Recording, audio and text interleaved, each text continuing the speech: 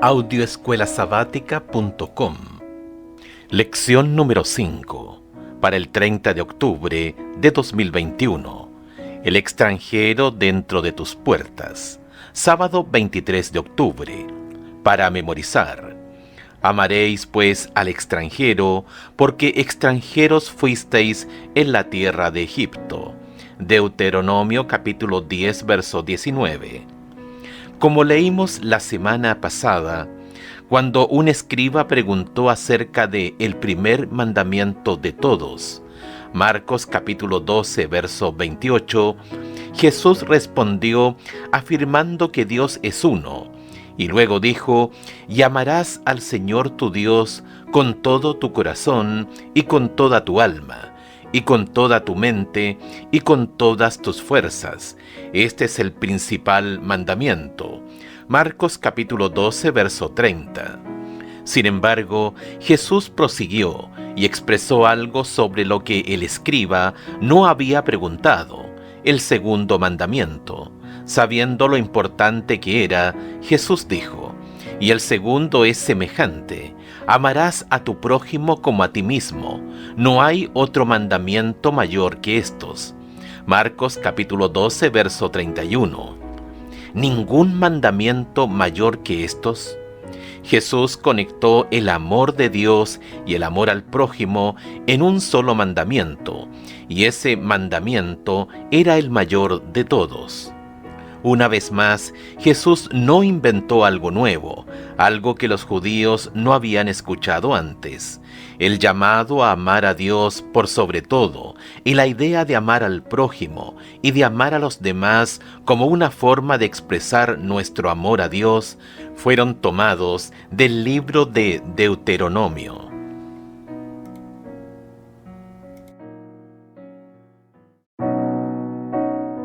Audioescuelasabática.com.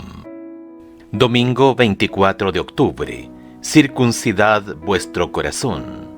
Deuteronomio capítulo 10, la continuación de Deuteronomio capítulo 9, es básicamente la reafirmación del pacto que Dios había hecho con Israel. De hecho, gran parte de este libro es una especie de renovación del pacto. Es decir, incluso después de su terrible pecado en Horeb, en el que no bien Moisés los dejó por un tiempo, cayeron en la idolatría. El Señor todavía no había terminado con ellos. Escucha Deuteronomio capítulo 10, versos 1 al 11. ¿Qué sucedió aquí que nos ayuda a comprender que Dios perdonó el pecado de su pueblo y reafirmó la promesa del pacto que hizo con ellos y con sus padres? En aquel tiempo Jehová me dijo: lábrate 2 tablas de piedra como las primeras, y sube a mí al monte, y hazte un arca de madera.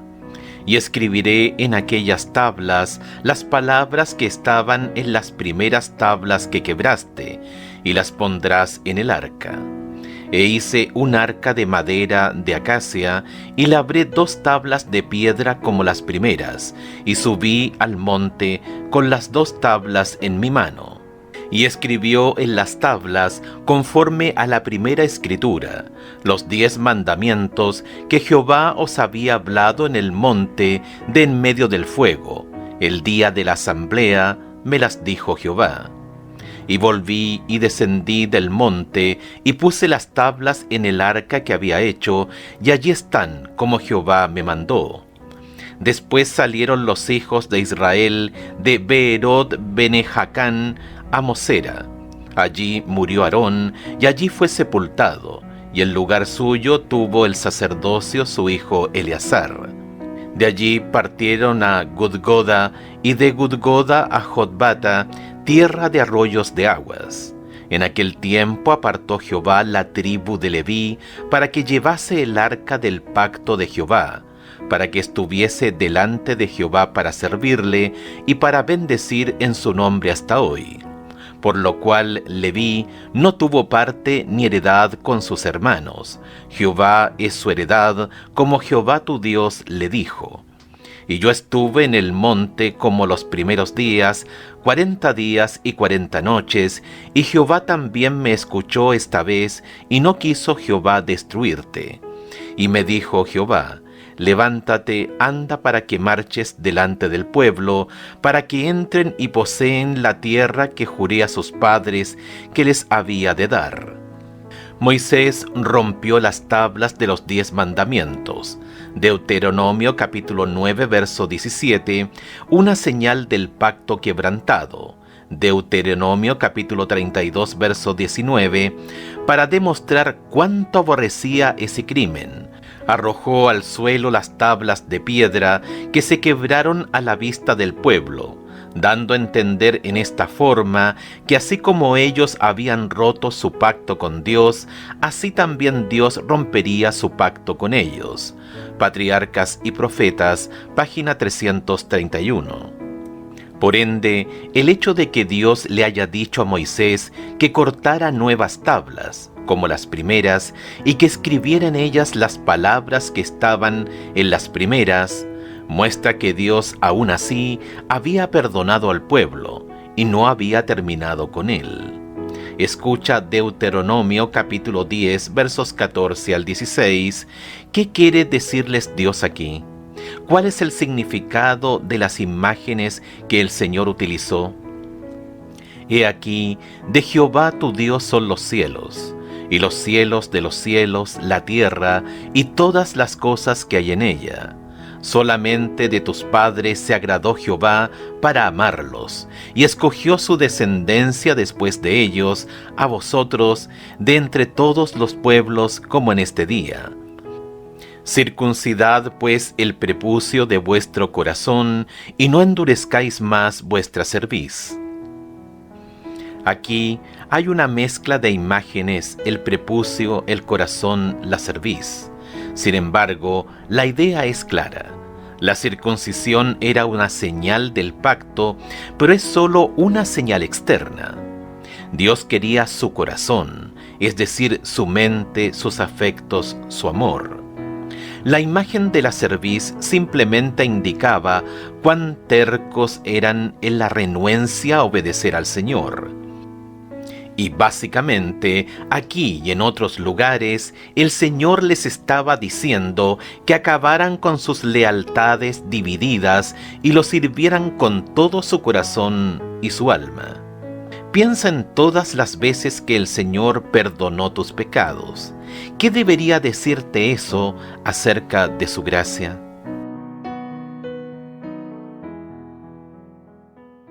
Es una trampa potencialmente peligrosa para nosotros. 3. ¿Qué papel debería desempeñar nuestra fe para ayudarnos a comprender lo que comúnmente se conoce como derechos humanos?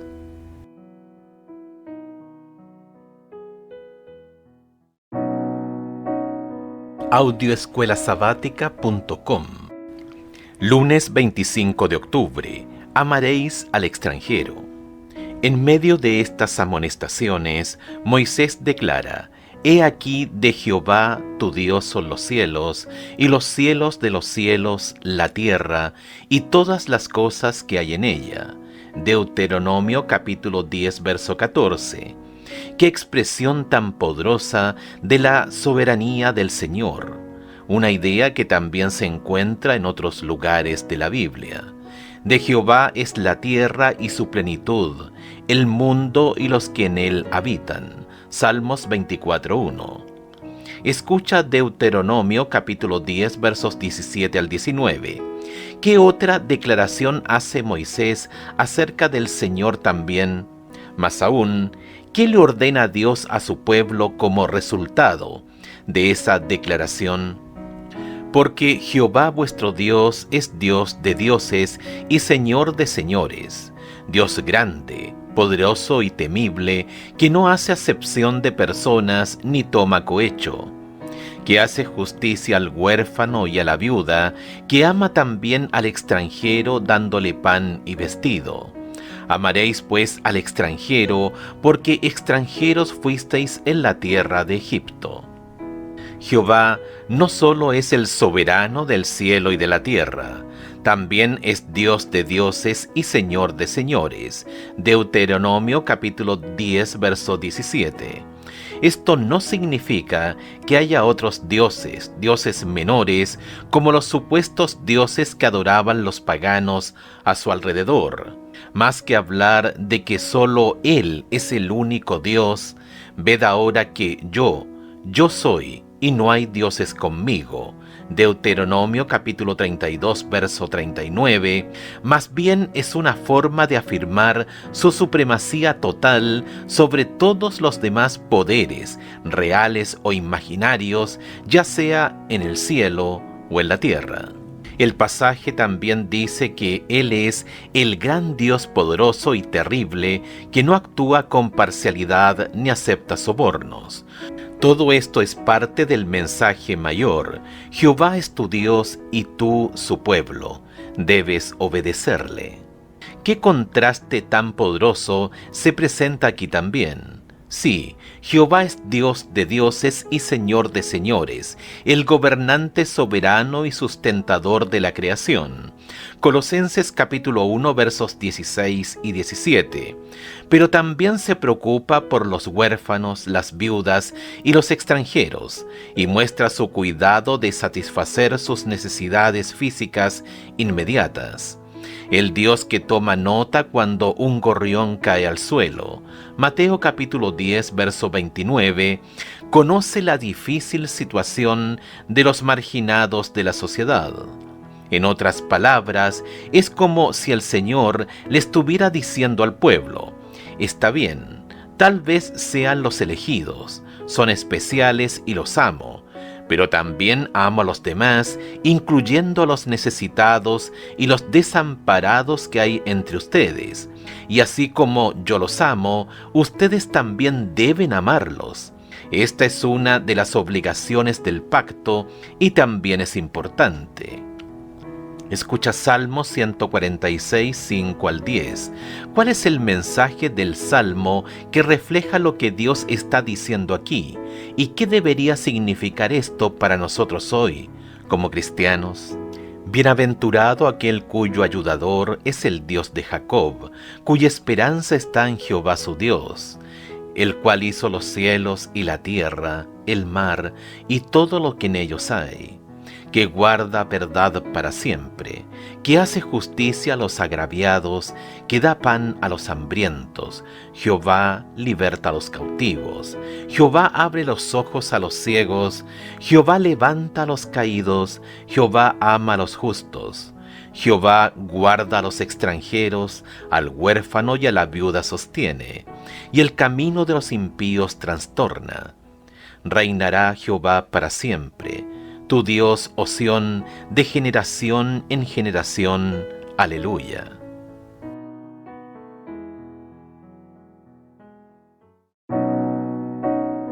Audioescuelasabática.com. Martes 26 de octubre.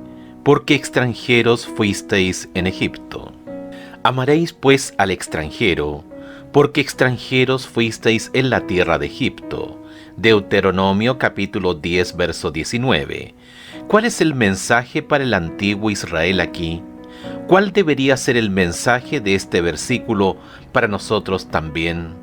Siglos antes, el Señor le dijo a Abraham: ten por cierto que tu descendencia morará en tierra ajena, y será esclava allí, y será oprimida 400 años. Génesis capítulo 15, verso 13.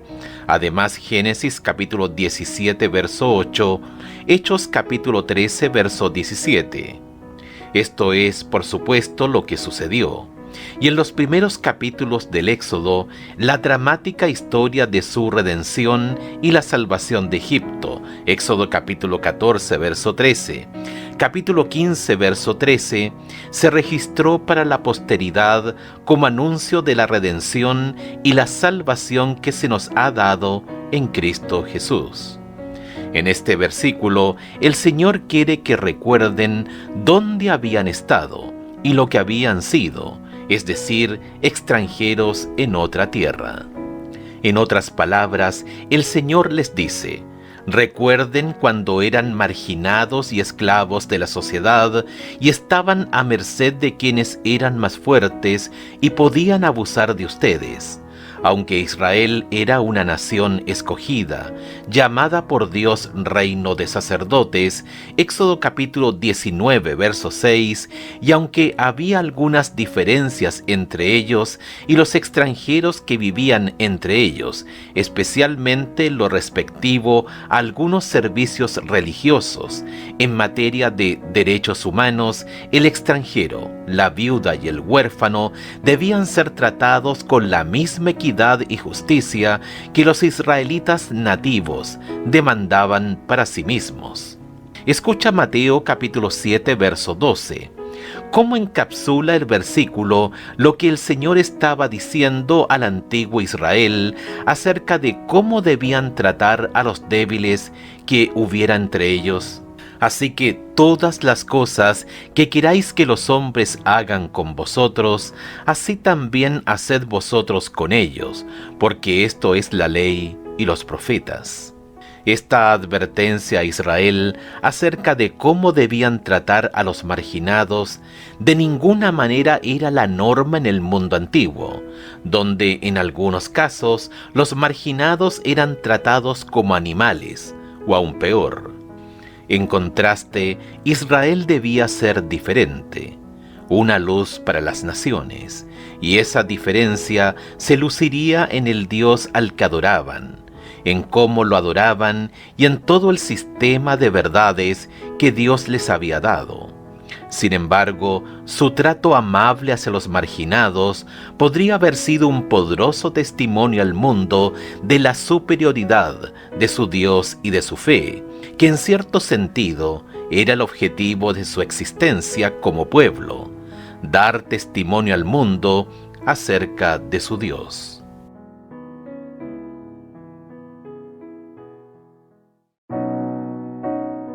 Audioescuelasabática.com. Miércoles 27 de octubre. Juzgad justamente. Como creyentes, hemos sido llamados a reflejar el carácter de Dios. Pablo escribió: Hijitos míos, por quienes vuelvo a sufrir dolores de parto, hasta que Cristo sea formado en vosotros. Gálatas capítulo 4, verso 19. Después de todo, originalmente habíamos sido hechos a imagen de Dios. Génesis capítulo 1, verso 27. Una imagen que luego el pecado desfiguró. Y como vimos cuando Moisés habló del poder y de la majestad de Dios, también dijo que Dios no aceptaba sobornos y que se preocupaba por los débiles y los marginados. Dios hace esto, por lo tanto, nosotros también debemos hacer lo mismo. Escucha los siguientes pasajes de Deuteronomio. ¿Cuál es el tema común entre todos ellos? Deuteronomio capítulo 1 verso 16, capítulo 16 verso 19, capítulo 24 verso 17, capítulo 27 verso 19. Deuteronomio capítulo 1 verso 16. Y entonces mandé a vuestros jueces, diciendo: Oíd entre vuestros hermanos, y juzgad justamente entre el hombre y su hermano y el extranjero. Deuteronomio capítulo 16, verso 19. No tuerzas el derecho, no hagas acepción de personas, ni tomes soborno, porque el soborno ciega los ojos de los sabios y pervierte las palabras de los justos. Deuteronomio capítulo 24, verso 17. No torcerás el derecho del extranjero ni del huérfano, ni tomarás en prenda la ropa de la viuda. Deuteronomio capítulo 27, verso 19. Maldito el que pervertiere el derecho del extranjero, del huérfano y de la viuda, y dirá a todo el pueblo: Amén.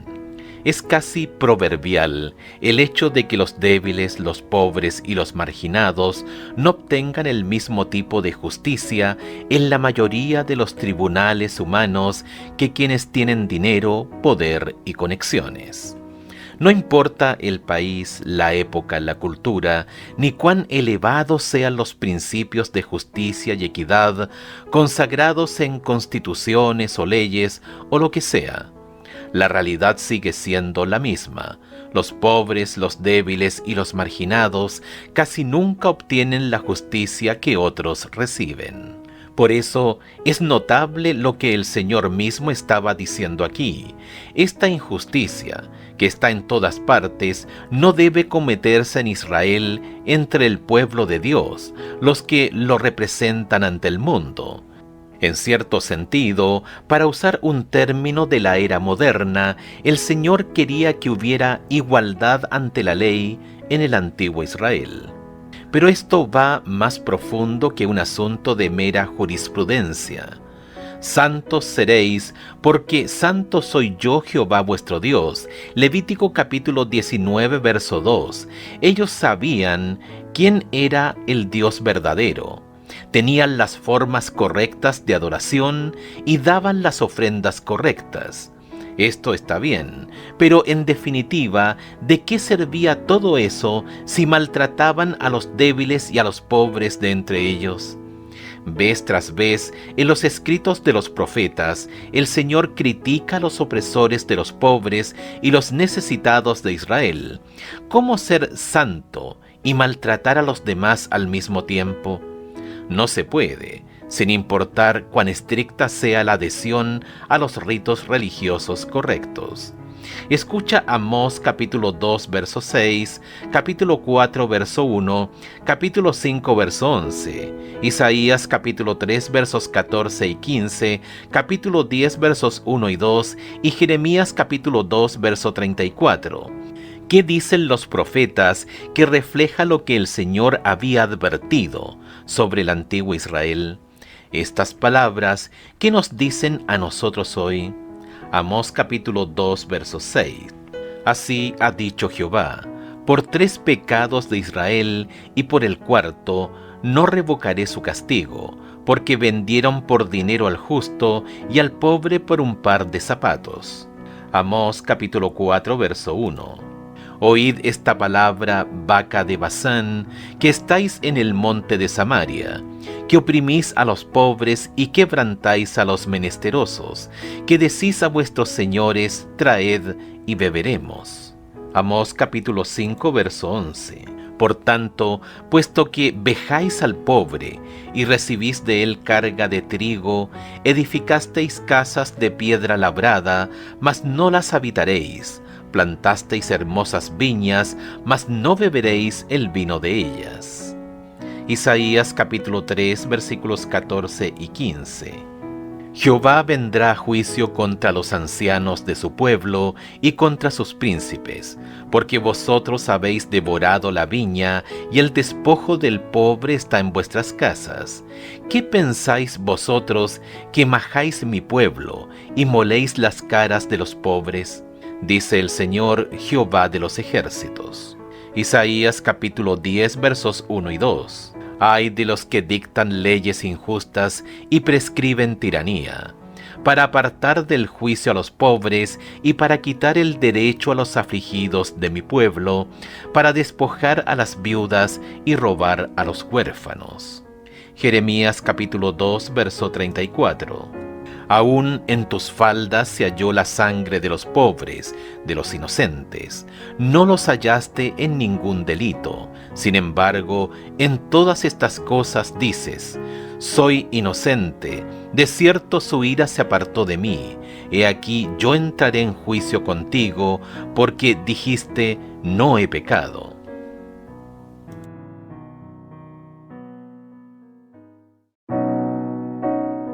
Audioescuelasabática.com. Jueves 28 de octubre. Religión pura ante Dios. Escucha Deuteronomio capítulo 24 versos 10 al 15. ¿Qué principios importantes se expresan aquí con respecto a cómo debemos tratar a los que están bajo nuestro control?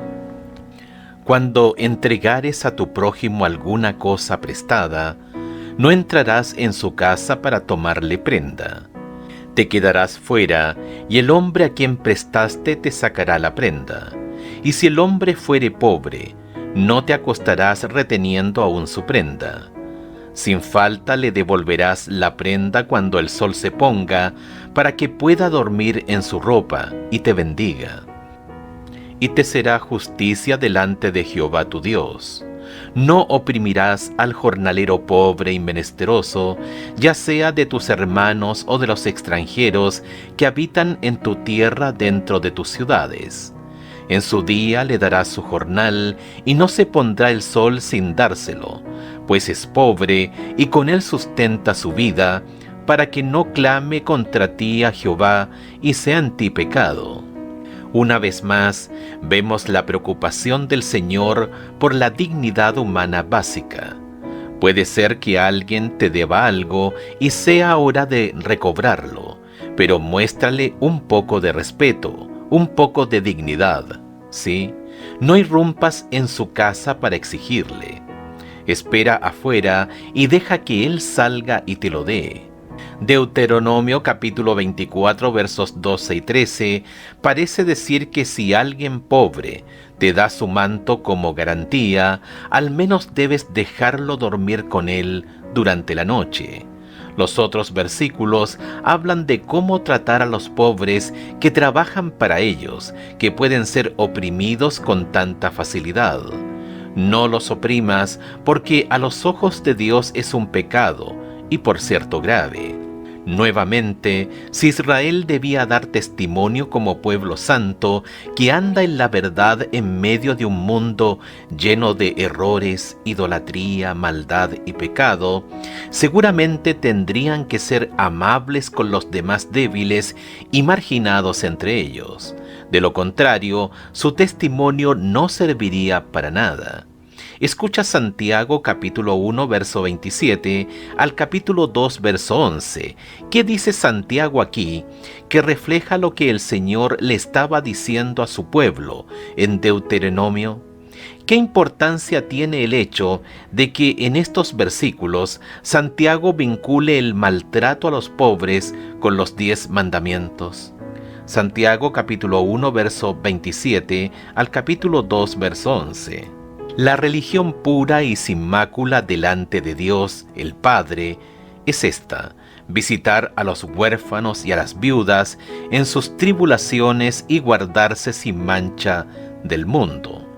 Hermanos míos, que vuestra fe en nuestro glorioso Señor Jesucristo sea sin acepción de personas, porque si en vuestra congregación entra un hombre con anillo de oro y con ropa espléndida, y también entra un pobre con vestido andrajoso, y miráis con agrado al que trae la ropa espléndida, y le decís: siéntate tú aquí en buen lugar, y decís al pobre: estate tú allí en pie, o siéntate aquí bajo mi estrado, ¿no hacéis distinciones entre vosotros mismos y venís a ser jueces con malos pensamientos? Hermanos míos, amados, oíd. ¿No ha elegido Dios a los pobres de este mundo para que sean ricos en fe y herederos del reino que ha prometido a los que le aman? Pero vosotros habéis afrentado al pobre. ¿No os oprimen los ricos y no son ellos los mismos que os arrastran a los tribunales? ¿No blasfeman ellos el buen nombre que fue invocado sobre vosotros? Así en verdad cumplís la ley real, conforme a la Escritura: amarás a tu prójimo como a ti mismo. Bien hacéis. Pero si hacéis acepción de personas, cometéis pecado y quedáis convictos por la ley como transgresores. Porque cualquiera que guardare toda la ley, pero ofendiere en un punto, se hace culpable de todos. Porque el que dijo: no cometerás adulterio, también ha dicho: no matarás. Ahora bien, si no cometes adulterio, pero matas, ya te has hecho transgresor de la ley. aunque no hay nada en los 10 mandamientos que tenga relación directa con usar favoritismo hacia los ricos en desmedro de los pobres, adherirse estrictamente a la letra de la ley y al mismo tiempo maltratar a los pobres o los necesitados constituye una burla propia de la profesión de fe y de cualquier pretensión de guardar los mandamientos. Amar a tu prójimo como a ti mismo es la máxima expresión de la ley de Dios, y esta es verdad presente, tanto ahora como lo fue en la época de Santiago y como lo fue cuando Moisés le habló a Israel en las fronteras de la Tierra Santa. ¿Por qué nosotros como adventistas del séptimo día, que nos tomamos en serio la observancia de la ley, debemos cerciorarnos de tomar en serio las palabras de Santiago y Deuteronomio? Según lo que leemos en Santiago, ¿por qué creer en la observancia de la ley solo debería fortalecer nuestra determinación de ayudar a los pobres y los necesitados de entre nosotros?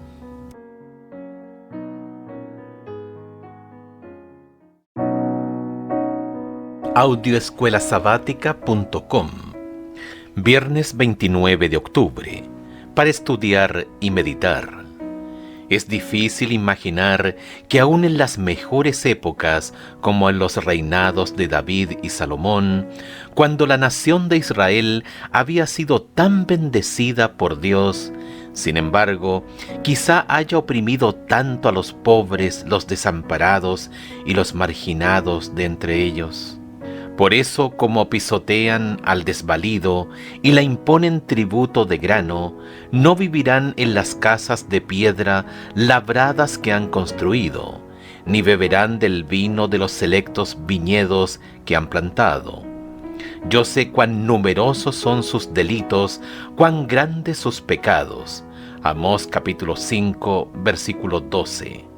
El Señor entra en juicio contra los ancianos y jefes de su pueblo.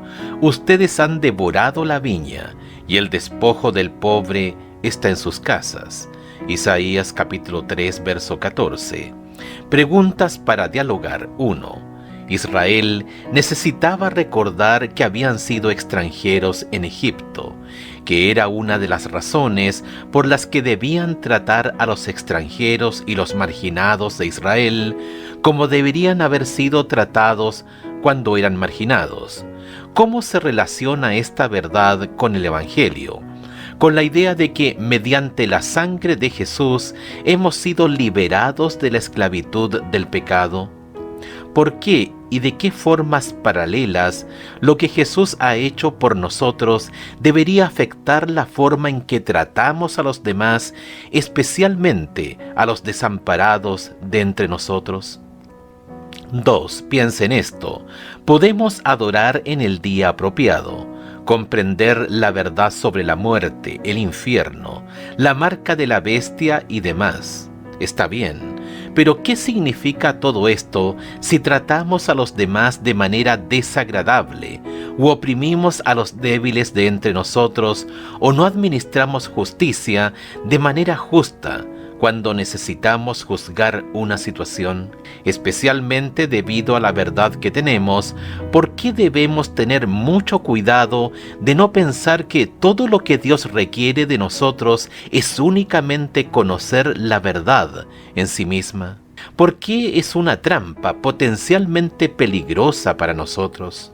3. ¿Qué papel debería desempeñar nuestra fe para ayudarnos a comprender lo que comúnmente se conoce como derechos humanos?